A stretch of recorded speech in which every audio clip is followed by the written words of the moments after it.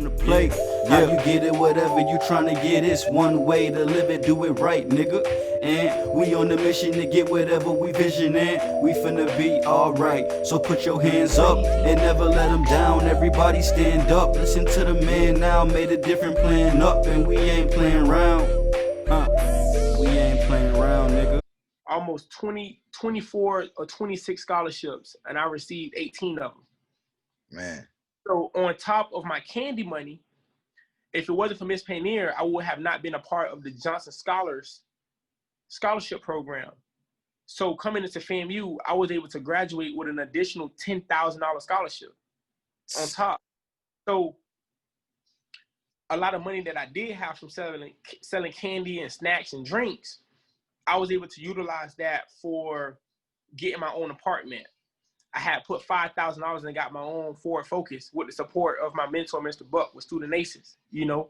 So it was nothing but a huge blessing to take my discipline of financial resources and invest into myself for my own college education. So I want to give a huge shout out to Mr. Ernie Mills, or Coach Ernie Mills, and Coach Earl Holmes. Those two guys right there, man, they saw something in me. Now, remind me, you know, FAMU was, you know, rocky at the time. It was going through elemental stages. You know, they were looking to rebuild a team with Coach Earl Holmes. And Coach Earl Holmes, he had two relatives, his niece and nephew, BJ and Ayana Holmes. They actually played at Dwyer. So he had an idea of who I was, very close friends with my old running back coach, Reggie Stanley. So he said, man, listen, you got Gerald, he's a hard worker. FAU, at the time, their former head coach, Charlie Partridge, was at Wisconsin University, right? My junior year, I'm walking down the hallway. You know, I got big calves, so everybody always joke with my legs. Right. Walking down the hallway, and my head coach say, hey, Gerald, this is Coach Charlie Partridge. You know, I want you to come introduce yourself to him. So I meet him. I'm saying, hey, how you doing? My name's Gerald Hearns. I looked at him. I said, hey, you want to buy Honey Bun? I said, you want to buy Honey Bun? I'm trying to sell him my snacks. So we talk about how God do things. That moment led to 2 years down the line, him providing me a preferred walk-on deal to come to FAU. Right. So rewind a little bit. I'm still at Dwyer. I'm able to use that scholarship money to go to FAMU. I come in at 17 years old to college.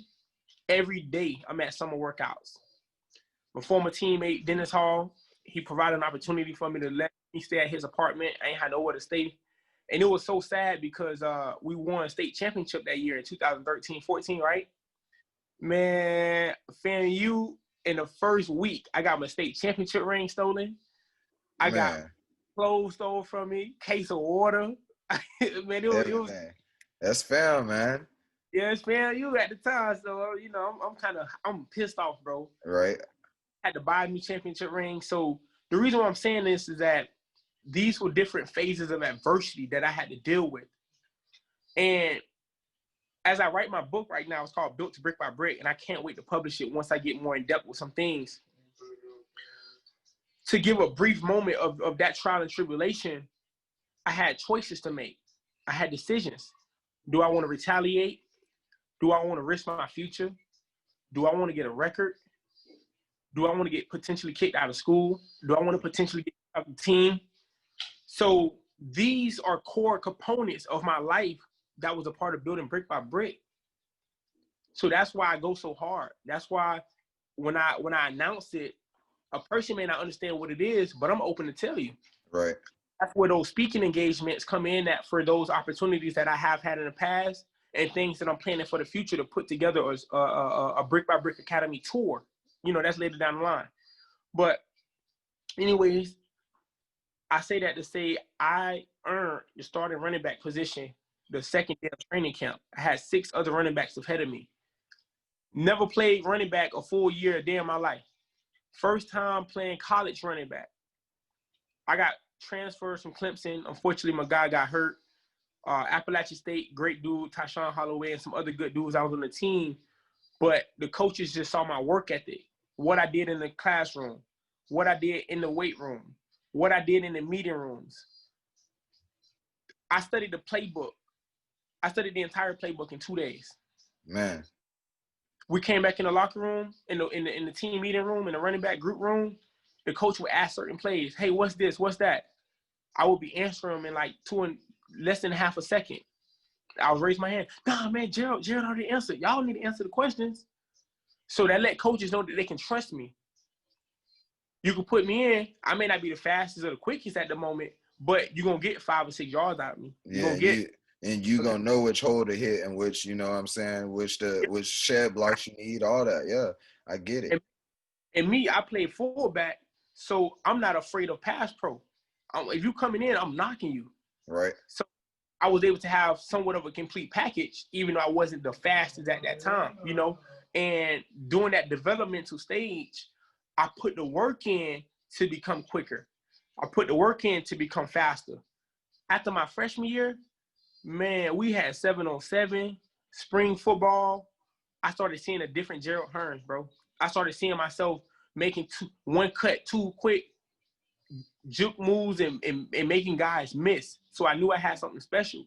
Now, others may have not seen it in me because I was a walk-on, or they didn't respect me because I probably wasn't the 5-star guys. But I knew for myself, if you don't believe in me, I'm going to believe in myself a million times, because at the end of the day, I'm going to find a way.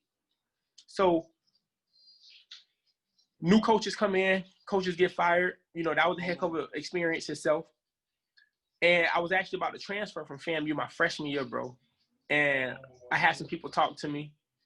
And huge thanks to Tyshawn Holloway. He actually talked to the coaches and said, man, listen, this dude, Gerald Hearns, worked hard. Tyshawn Holloway and I, we both running backs. We always hung out together. And the coaches offered me a scholarship that year. That year was a very rocky year. You know, we went 1-10. The only game we won was homecoming. And coming from the wire, it was such a team. What year was that? This was 2015. Okay, so yeah, I was my sophomore year, I think, going into school. Okay, so I remember that. Yeah, we both were sophomores. We was in the same year. Yeah. Yep. So I was used to that grind, the work ethic, team. You didn't have to worry about nothing being stolen from you. You didn't have to worry about, you know, this person sneak this and behind your back. It was just a different vibe at that time, and I had tried to do as much as I could as one person and as a leader. And through those experiences, I just tried to find the positives out of it. But I knew for myself, I needed to make a business decision that will allow myself to get my stock business, get beefy, right, and my talents to a greater level. So I met some great teammates. I met some great classmates. And one thing I can say, man, I got nothing but love, all respect to SBI program, bro. Yes. I don't watch this podcast, but if you go into FAMU, I promise you, if you go to FAMU and you graduate without a job opportunity, that's your fault. Or a career opportunity, or a networking opportunity, that's your fault. I promise. I stick with that to every day, because it taught me so much to go through the oratorical process. I came in second. I think I came in second or third place. I think third place I came in the oratorical contest in SBI, preparing for how to work for corporate America, Fortune 500 companies. Those experiences, I utilize those strategies to run my own corporation. And that's brilliant. And that's brilliant. And shout out to FAMU again. I always give, you know, the love to the school, because we produce, you know, just so many great individuals out here in the world. And we can sit here and name them for days, but, you know, I just want to just shout out to FAMU again, man. Huge shout out. I mean, I got so much respect for each and every professor, the time they took, my financial accounting teachers. You know, I learned how to do my own balance sheets, and, you know, just so many things that I learned that I can go on for days, bro. It allowed me to become the person that I am. So sophomore year, you know, that year happened. I transferred to FAU, and I just started a fresh new path. And I wanted, you know, I had another trial and error with Get Beefy. I'm sorry, Built to Grind. Okay. It was a California. He already had a trademark. You know, I was still learning how to do trademarks and other things like that. So, you know, I had to change up a couple things. But once that happened, I went through that process. I revamped my brand, revamped my name, revamped my identity, and it was on and popping, man. So, you know, that's where I'm at today. That's real. And my last question touching the football, scenarios right now. How did it feel to know that you were an NFL prospect, and what did that entail? How did that come about? Yeah, great question. When I got to FAU, we had NFL caliber players on the team. Guys like Trey Henderson, Crayvon LeBlanc, and some other great guys. And when I noticed that my first experience with one of my former teammates, he was kind of like a bully. Right. I was on scout team, I'm a little walk on, trying out for the team, they got me on the squad or whatever. So I'm trying to get on every special teams, right? One of the captains, he was the left guard on punt. So I was scout team punt return. So the coach said, on the whistle, I want you to shoot the gap. I said, okay. All I do is literally put my hands out and grab the guy's jersey, and he tripped and fell. So the other captain that's in the NFL right now, he grabbed me like this and said, don't ever hit my captain again. Man, when that happened, it put a different fire in me, bro. And I was like, oh, yeah, I got something for you. So the thing that is, it fueled me to grind even harder as a walk-on, to earn my way, to get on every scout team, to show coaches like, listen, I'm a walk-on, but I'm a D1 caliber player. I just ain't have support. And I like to say that because it's a lot of us that's out here, bro. We have to work 20 times harder to receive something that somebody else may get that seem a little easier. But I'm okay with that because one thing about it, a lot of us, we last longer in life. Yes, sir. We last a lot longer in life, and I could be thankful to God that he showed me some different things around that time period to where I'm at now. So that second year come in, we got new coaches. Now I'm dealing with another coaching change. I'm like, damn, bro, I just went to FAMU, bro. We just changed coaches twice already. Yeah. Now I come to coaches, they get fired. But guess what? God wasn't done, bro.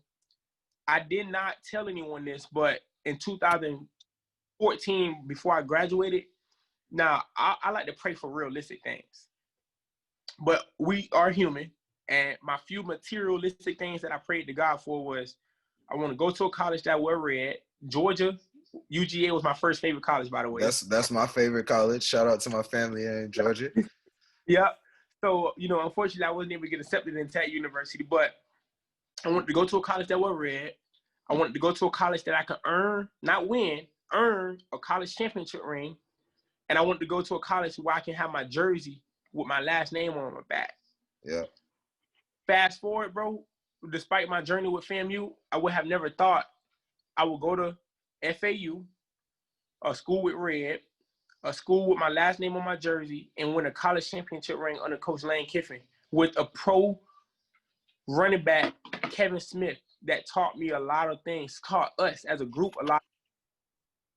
And my experience of starting 13th on the depth chart, I worked my way up to number 3.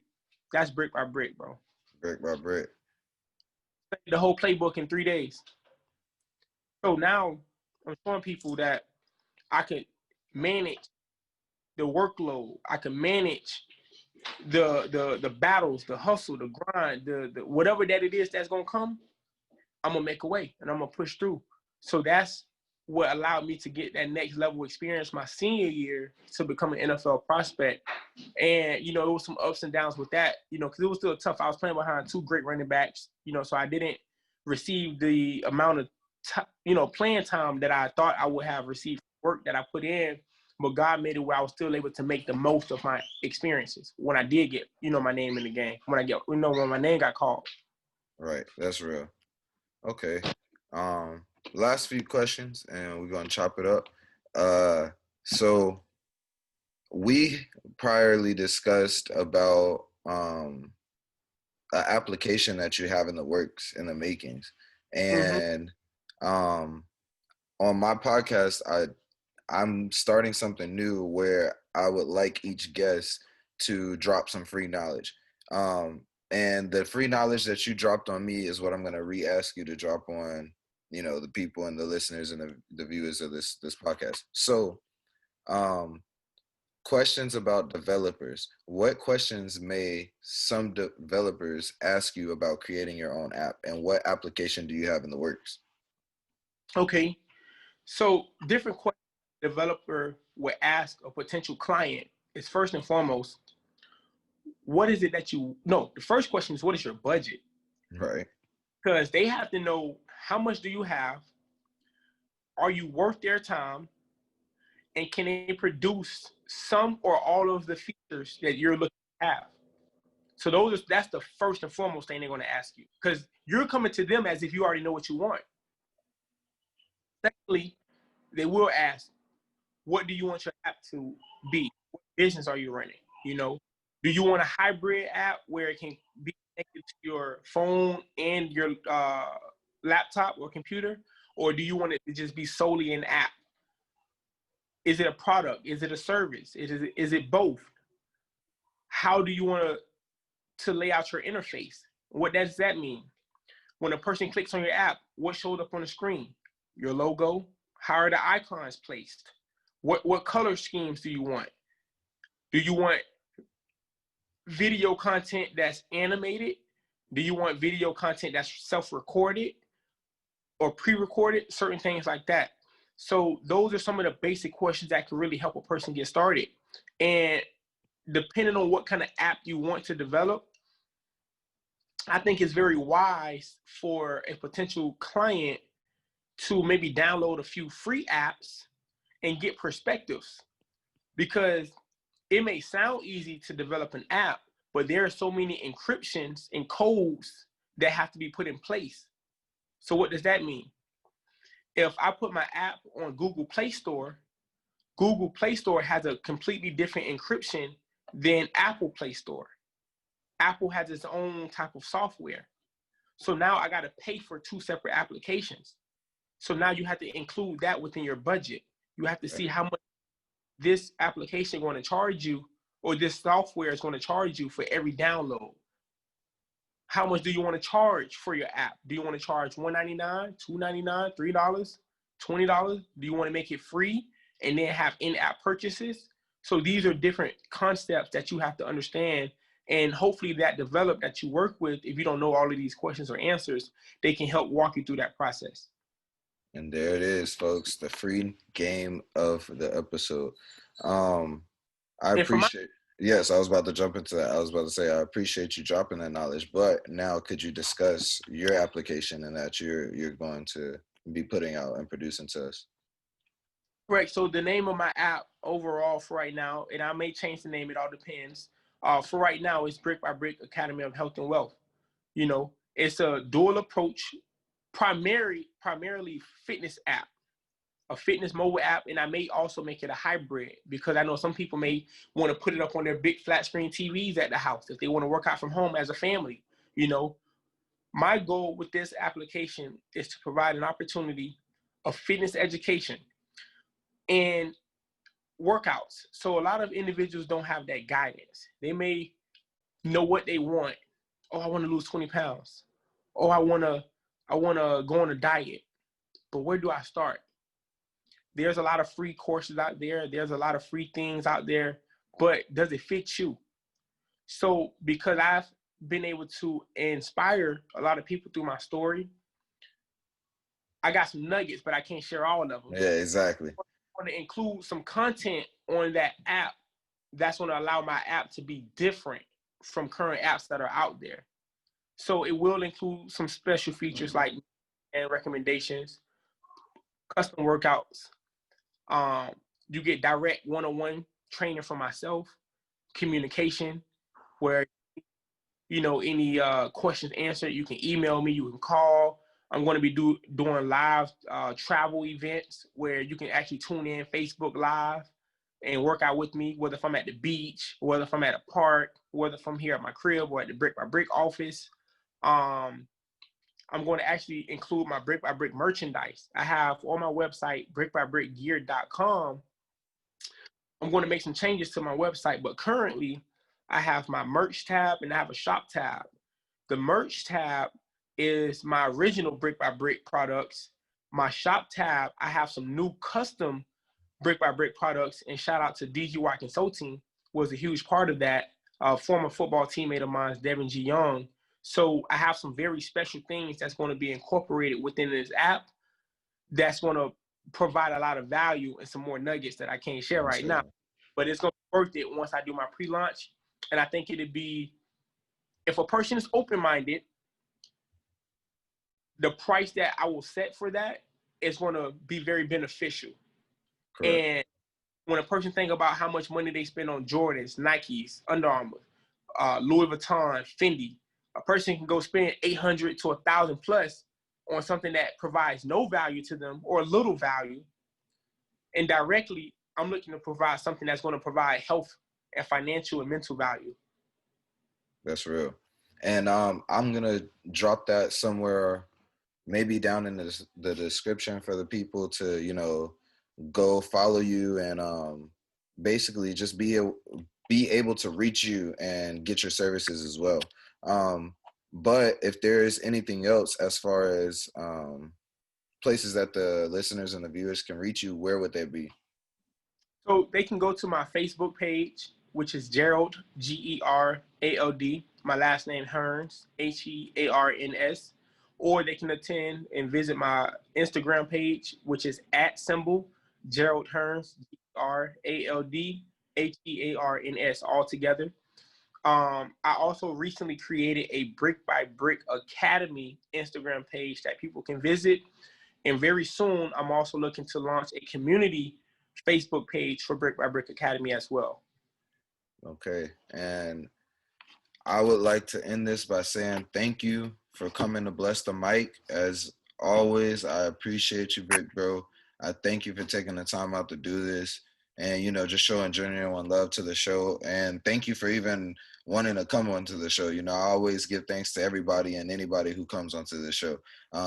After a while, you know, everybody and anybody can't come to the show. But for right now, the people who I choose and, you know, asking to come to the show, I feel that they're going to be value to society. So not just to myself, but what can I share out to the world for people to, you know, grasp and get a hold of in life. And I appreciate that. And I thank you again. And, you know, I just want to say thank you. Thank you for having me. It's a huge honor to, you know, first and foremost, you know, be a part of your show. And one of the things I like to tell people, when somebody building something from ground up, you don't know, not everybody don't know, but most times people don't understand and know how much groundwork it takes. You probably have to reach out to a 200, maybe 20 people just to get one person to say yes. Correct. And you may get those 50 no's before you have one yes that could be your breakthrough. So continue doing what you're doing. All respect. You know, we've been cool since, you know, FAMU. And it's always an honor because we haven't really seen each other in the past years. Despite following each other on Facebook. So it's an honor to see your face again, bro, and connect with you. And look forward to providing any more content in the near future with you. Yes, sir. And thank you. And I appreciate that love, man. And we're just going to end it like that. Shout out GB Kicks, man. Appreciate it. Yeah, I'll talk to you soon. Yes, sir. Come to play. How you get it, whatever you trying to get, it's one way to live it, do it right, nigga. And we on the mission to get whatever we vision, and we finna be alright. So put your hands up and never let them down. Everybody stand up, listen to the man now. Made a different plan up, and we ain't playing around. We ain't playing around, nigga. Yeah, how you get it, whatever you trying to get, it's one way to live it, do it right, nigga. And we on the mission to get whatever we vision.